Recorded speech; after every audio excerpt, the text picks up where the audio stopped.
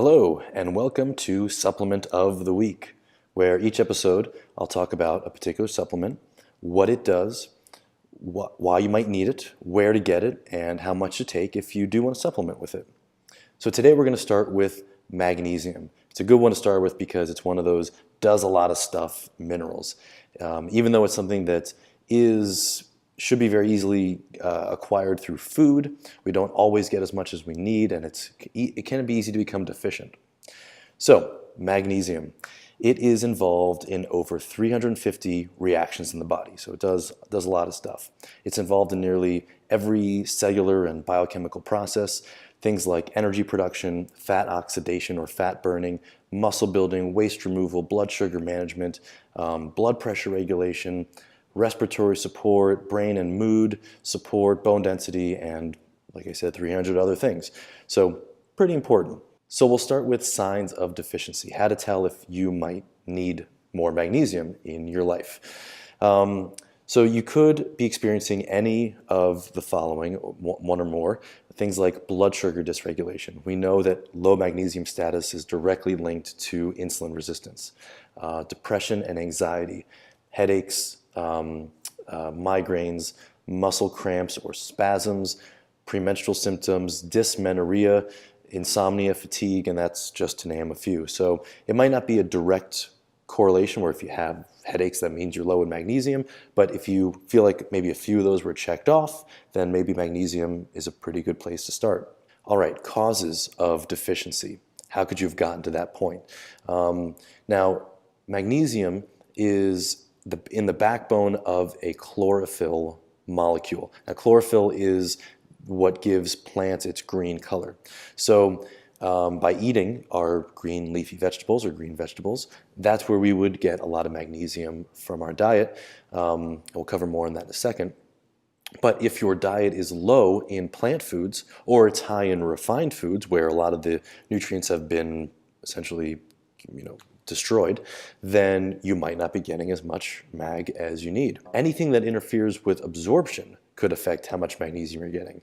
So that could simply be just poor digestion, not enough stomach acid, or you're not making enough sufficient digestive enzymes, or your gut is inflamed and irritated and you're not actually absorbing the nutrients that are coming through.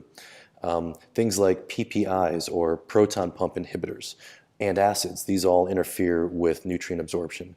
The elderly and pregnant people also chronically have issues with nutrient absorption. You could also have increased excretion of magnesium, so you might just be peeing or sweating out too much. Diabetes is something that causes, so if you do have that, then there's a potential for excreting too much magnesium, or taking diuretics, things that make you pee out, whether it's for prepping for a competition or trying to look good to go to the Vegas pool party or because of an actual medical condition. Diuretics can cause you to deplete magnesium. Chronic alcohol abuse is another reason why you might be excreting too much, or like I said, simply just sweating. So if you're exercising a lot, you're sweating a lot of that out and needs to be replaced.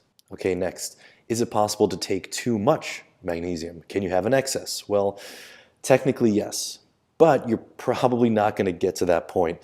Usually the first thing that happens when you start to take too much is that you reach what's called bowel tolerance, and that basically just means you get diarrhea. So yes, you can potentially have symptoms like dropping blood pressure too low, affecting heart rate, either too slow or too fast. But like I said, usually you reach bowel tolerance before any of those more serious consequences happen. So if you're taking a high dose, just be prepared that is a possibility and you'll need to just kind of back it off a little bit. How much do we need? All right, so most studies show that only about 25% of Americans actually hit the RDA recommended amount of magnesium per day, and they list it as 400 milligrams. Now, typically the RDA recommendations are much lower than what you need for optimal health. Usually that's going to keep you alive, but to live optimally, you usually need a lot more than that in terms of nutrients.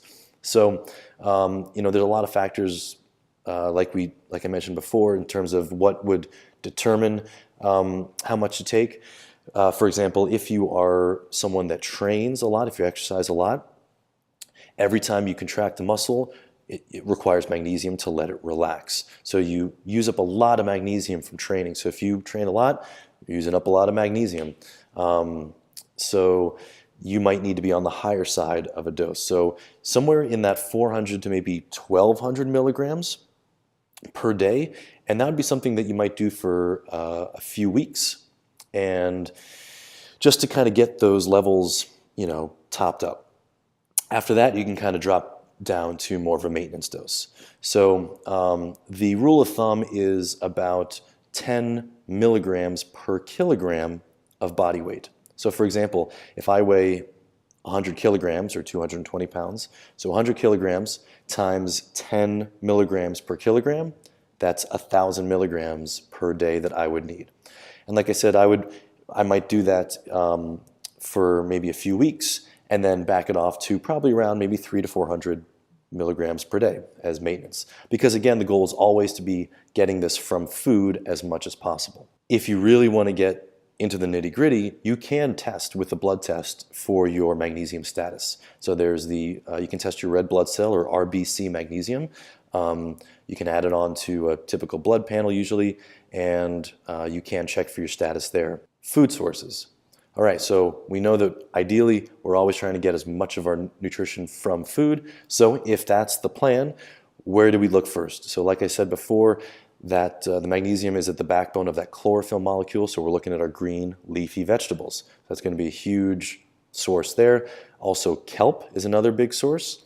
Certain nuts and seeds are higher, so things like almonds, Brazil nuts, pumpkin seeds, and sesame seeds are also pretty high. Grains as well are another good source of magnesium. So if you're someone that eats grains in your diet, rice, buckwheat, and millet are 3 gluten-free grains that have pretty good magnesium in there. All right, next is our fun fact. So magnesium gets its name from Magnesia, which is a district in Greece where it was discovered. So a guy named Joseph Black first discovered it, and then another guy, Humphrey Davy, is the one that isolated it. And what they had discovered was magnesium oxide. Now, magnesium oxide is a laxative.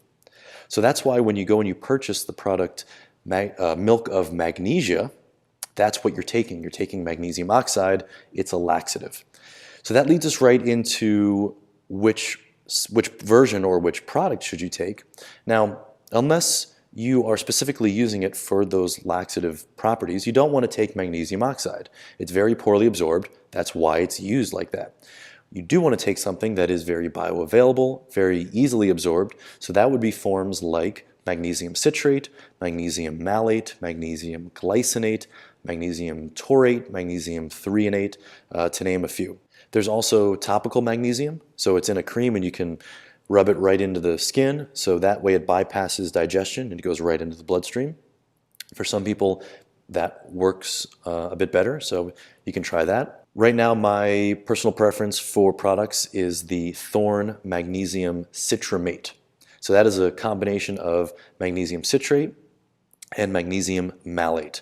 The reason why I like that is because after you take it and the citrate and the malate break apart from the magnesium, those two things go and feed what's called the Krebs cycle, which is basically just part of your energy production cycle in your cells. So you get that kind of double added benefit of supporting energy production in your body as well as getting the magnesium. If you want to try that or any other products, click on the link in the description for free registration and discounts to really high quality practitioner level brands. And when you fill in your information, use the practitioner code ORION, O-R-I-O-N, and that'll take you right to the store. All right, I hope this was helpful, and I'll see you next time.